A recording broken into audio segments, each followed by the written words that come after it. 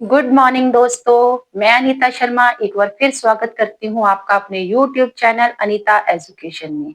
हम कर रहे हैं साथ में 10th CBSE बोर्ड हिंदी की ग्रामर पोर्शन भी।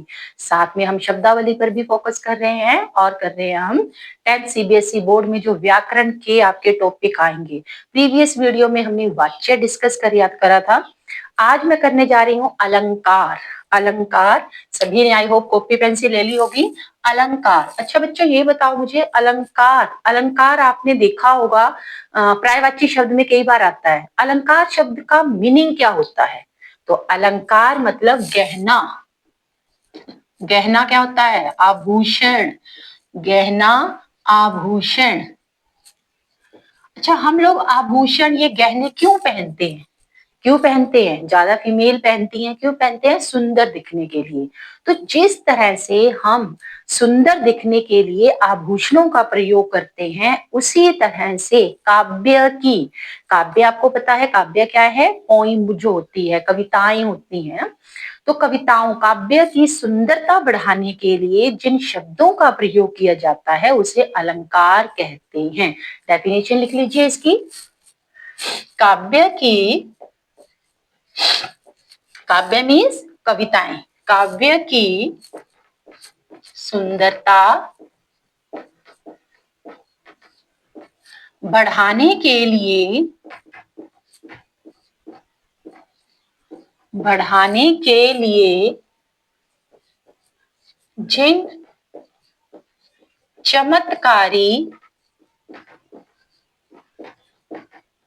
शब्दों का, शब्दों का प्रयोग किया जाता है, किया जाता है, उन्हें अलंकार कहते हैं। अलंकार क्या होता है? आभूषण।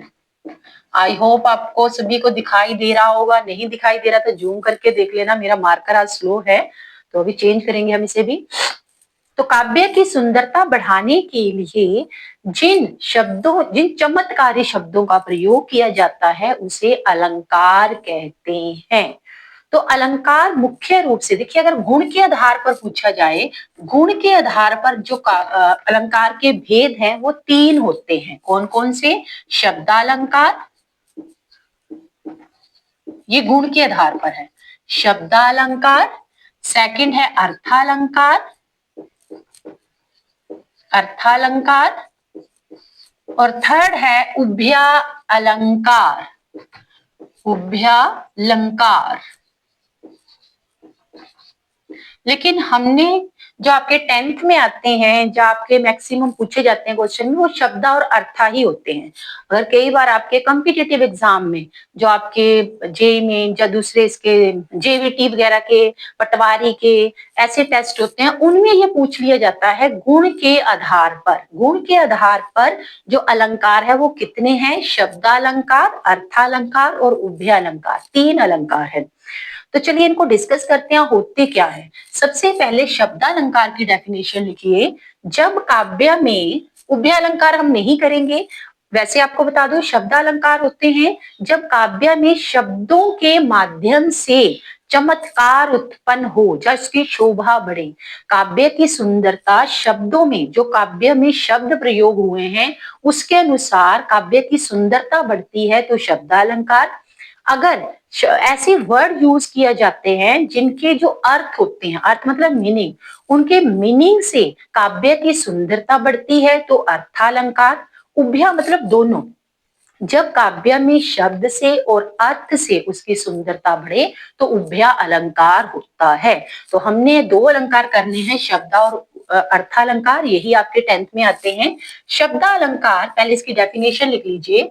जब काव्य में शब्दों के माध्यम से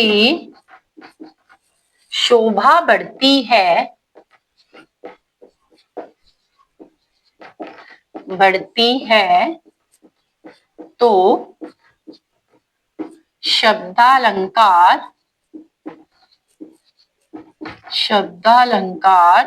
होता है।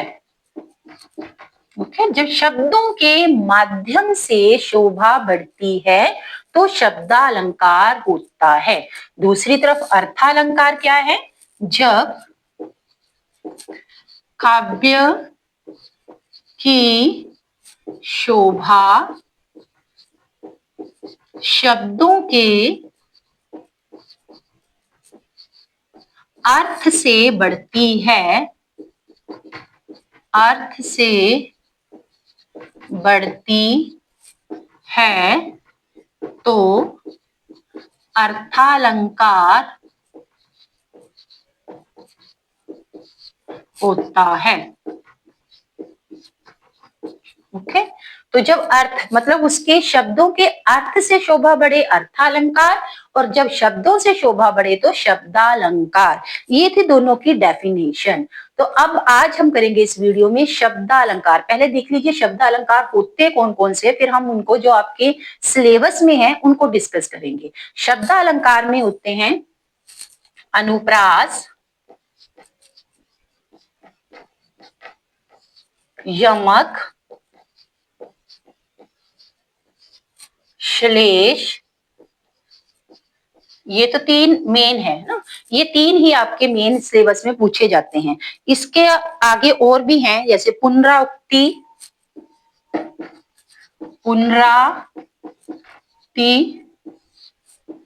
विप्सा, विप्सालंकार, ये भी आता है किसमें शब्दालंकार में।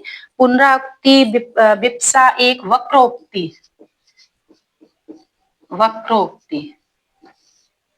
ठीक है। ये बेटा आपके आफ्टर 12th में जो कोई क्वेश्चन आते हैं उसमें ही आते हैं, वक्रोक्ति, विप्सा, पुनरुक्ति। लेकिन आपके 10th तक जो आते हैं अनुप्रास, यमक और श्लेष, यही अलंकार पूछे जाते हैं। तो ये थे आपके मेन शब्दालंकार, कौन कौन से? अनुप्रास, यमक, श्लेष, पुनरावृत्ति, विप्सा और वक्रोक्ति। अब हम डिस्कस करेंगे आपके 10th में जो मेन आपके अलंकार आते हैं शब्दालंकार में से, वो कौन कौन से हैं। अर्थालंकार हम नेक्स्ट वीडियो में डिस्कस करेंगे। इसमें है अनुप्रास। पहले हम अनुप्रास को डिस्कस करते हैं।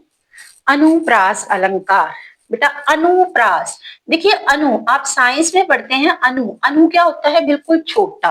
तो आपने इसी से ट्रिक से समझाऊंगी मैं, क्योंकि अलंकार में बच्चों को कई बार प्रॉब्लम रहती है कि अलंकार ये कौन सा है, ये क्या है, तो एक ट्रिक के माध्यम से आपको समझाऊंगी। अनु मतलब छोटा, जैसे हम साइंस में पढ़ते हैं ना, एटम्स मतलब बिल्कुल अनु छोटा। तो अनुप्रास अलंकार होता है जब किसी काव्य की पंक्ति में एक वर्ण बार बार आए, वर्ण की आवृत्ति बार बार हो तो अनुप्रास अलंकार होता है। आवृत्ति का मतलब होता है बार बार आना। एग्जाम्पल इसके लिखिए, जब एक वर्ण की आवृत्ति बार बार हो, आवृत्ति भी वही होता है कि बार बार आना, बार बार हो तो अनुप्रास अलंकार होता है। अनुप्रास अलंकार होता है। अब ट्रिक क्या है इसमें? अनु से याद रखना है आपने। अनु क्या होता है? बिल्कुल छोटा। छोटा क्या है हिंदी में? वर्ण भाषा की सबसे छोटी इकाई होती है। तो एक छोटी इकाई मतलब एक वर्ण जब बार बार आता है तो अनुप्रास अलंकार होता है। अब इसकी एग्जाम्पल्स देखते हैं कुछ। जब तक आपने एग्जाम्पल्स नहीं करनी आपको समझ नहीं आएगा। देखिए, नंबर 1, चारू चंद्र की चंचल किरणें, हो गया। च बार बार आई, पुनरावृत्ति हुई उसकी, एक ही जो वर्ण है वो बार बार आया, तो कौन सा होगा? अनुप्रास। दूसरा एग्जाम्पल लिख लीजिए इसमें, मुदित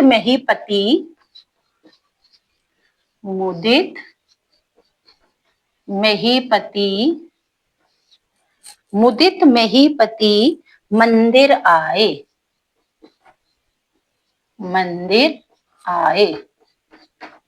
अब इसमें भी म एक वर्ण बार बार आया तो कौन सा हो गया यहाँ पे भी अनुप्रास अलंकार। बरसत बारिद, थर्ड लिखिए, बरसत वारिद की बूंदे। अब इसमें भी ब तो कौन सा हो गया अनुप्रास अलंकार।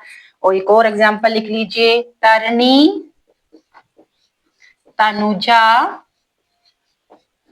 तट तमाल। तो इसमें त की बार बार आवृत्ति हुई है तो इसलिए यहाँ पे क्या है अनुप्रास अलंकार। तो अनुप्रास अलंकार आपको समझ आ गया होगा। जब एक वर्ण की आवृत्ति बार बार हो तो अनुप्रास अलंकार होता है। तो अनु मतलब बिल्कुल छोटा, छोटा क्या होता है वर्ण, हिंदी में सबसे छोटा क्या है वर्ण। तो उसकी आवृत्ति बार बार होती है तो आपका अनुप्रास अलंकार होगा। तो सेकंड करते हैं अभी हम। सेकंड क्या था, यमक अलंकार। सेकंड देखिए यमक अलंकार, यमक अलंकार। यमक, जो यमक शब्द है ये आपको तीनों के बाद में मीनिंग भी बताती हूँ। यमक, श्लेष और अनुप्रास, इनका मीनिंग क्या है। यमक का हम साथ में देख लेते हैं। यमक का मतलब वैसे ही होता है दो, यमक का मतलब होता है दो। ऐसे भी याद रखना ये सेकंड नंबर वाला है तो इसका यमक का मतलब दो। तो जब दो मतलब एक यहाँ पे आएगा शब्द, यहाँ पे क्या आएगा शब्द। जब एक शब्द दो बार आए, बार बार आए, पिछले में क्या किया था अनु, अनु क्या होता है वर्ण सबसे छोटा। तो यहाँ पे क्या आ जाएगा यमक, यमक मतलब शब्द दो बार एक शब्द। यहाँ पे क्या होगा एक शब्द की आवृत्ति, एक शब्द की आवृत्ति बार बार हो, बार बार हो तो यमक अलंकार, यमक अलंकार होता है। ठीक है। अनुप्रास में क्या था अनु, अनु क्या था वर्ण, वर्ण मतलब भाषा की सबसे छोटी इकाई। उसके बाद यमक क्या है एक शब्द की आवृत्ति, उसमें एक वर्ण बार बार आ रहा था, इसमें एक शब्द बार बार आ रहा है।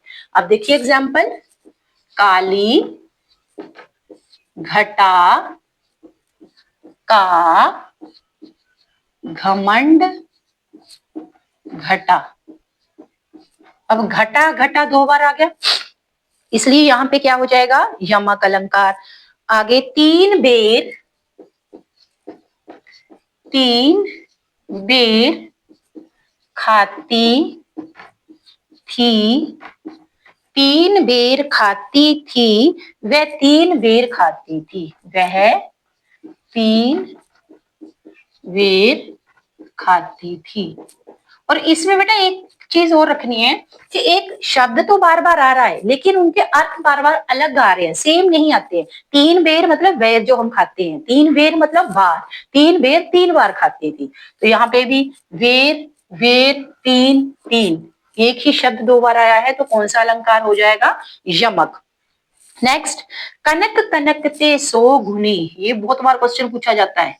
कनक कनक ते सो गुनी मादकता अधिकाय, अधिकाय। ठीक है। यहाँ भी कनक कनक दो बार आया है तो कौन सा अलंकार आ जाएगा यमक। एक और एग्जाम्पल देख लें, जितने तुम तारे उतने नहीं गगन में तारे। ऐसे बहुत सारे एग्जाम्पल हैं जहाँ पे एक ही शब्द दो बार आता है। तो यमक अलंकार क्या हो गया, जब यमक अलंकार में एक शब्द की आवृत्ति बार बार आती है तो यमक अलंकार होता है। यमक का शब्द मतलब होता है दो, मतलब दो मतलब क्या एक शब्द दो बार आए। ओके तो इसकी ये एग्जांपल्स थी। नेक्स्ट करते हैं हम तीसरा श्लेष अलंकार। श्लेष जो शब्द अलंकार में अलंकार है ना, ये हमने अनुप्रास किया, वो भी इजी है, आपको अनु से याद रह जाएगा, सबसे छोटा एक वर्ण की आवृत्ति।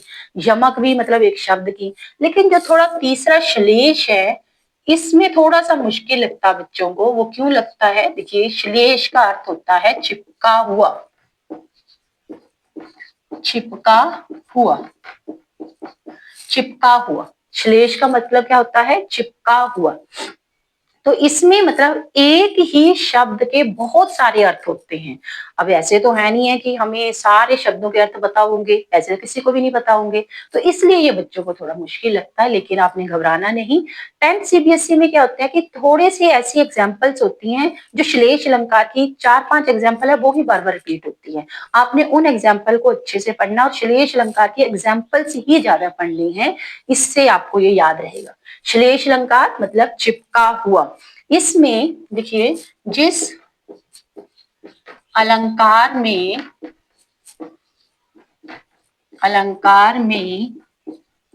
एक शब्द के अधिक अर्थ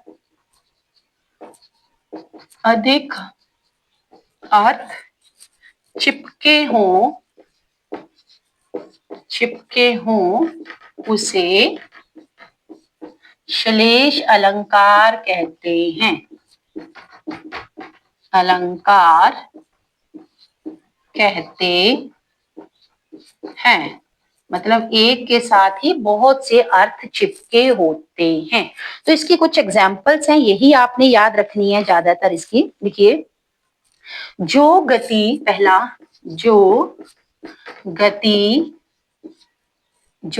गति रहीम की कुल कपूत सोए। ये वाला बहुत बार पूछा जाता है। जो गति रहीम की कुलदीप की कुल गीत की हो। रहीमन पानी, ये वाला भी बहुत होता है। रहीमन पानी राखिए, बिन पानी सब सून। ये वाली एग्जाम्पल भी बार बार पूछी जाती है। इस तरह से इनकी 2-3 एग्जाम्पल्स है जो बार बार यही बार रिपीट होती है। आपने इन एग्जाम्पल्स को याद रखना है श्लेष अलंकार में। तो दूसरे जो अलंकार हमने अनुप्रास और यमक किए वो तो आपको समझ आ ही गए हैं। एक बार हम पूरा ओवरव्यू ले लेते हैं। आज हमने क्या किया? अलंकार क्या होते हैं? गहना, आभूषण। जिस तरह हम सुंदर दिखने के लिए गहनों का प्रयोग करते हैं, उसी तरह से काव्य की सुंदरता बढ़ाने के लिए हम अलंकारों का प्रयोग करते हैं। गुण के आधार पर अलंकार के 3 भेद थे: शब्दालंकार, अर्थालंकार और उभयालंकार। शब्दालंकार होते हैं जब शब्दों के माध्यम से काव्य की सुंदरता बढ़ती है। अर्थालंकार होता है जब अर्थ के माध्यम से सुंदरता बढ़ती है। और उभयालंकार जब शब्द और अर्थ दोनों से सुंदरता बढ़ती है। तो उसके बाद हमने किया था शब्दालंकार। शब्दालंकार के 6 भेद बताए थे, उसमें से जो मेन थे तीन हमने डिस्कस किए। कौन कौन से? अनुप्रास, यमक और श्लेष। अनुप्रास अलंकार, अनुप्रास, जो अनुप्रास अलंकार था ना, वो 2 वर्ड से मिलकर बनता है, अनु प्लस प्रास। अनु मतलब बार बार और प्रास मतलब वर्ण। जब एक वर्ण बार बार आता है तो कौन सा अलंकार हो जाता है? अनुप्रास। जब एक शब्द बार बार आता है, यमक अलंकार। जब एक शब्द के बहुत सारे अर्थ निकलते हैं तो श्लेष अलंकार होता है। श्लेष अलंकार की आपने ज्यादा से ज्यादा एग्जाम्पल्स करनी है सो दैट आपको याद रहे। और साथ में ही मेरे चैनल को शेयर, लाइक एंड सब्सक्राइब करना ना भूलें। नेक्स्ट वीडियो में हम करेंगे अर्थालंकार। तब तक अपना ध्यान रखें। Thank you.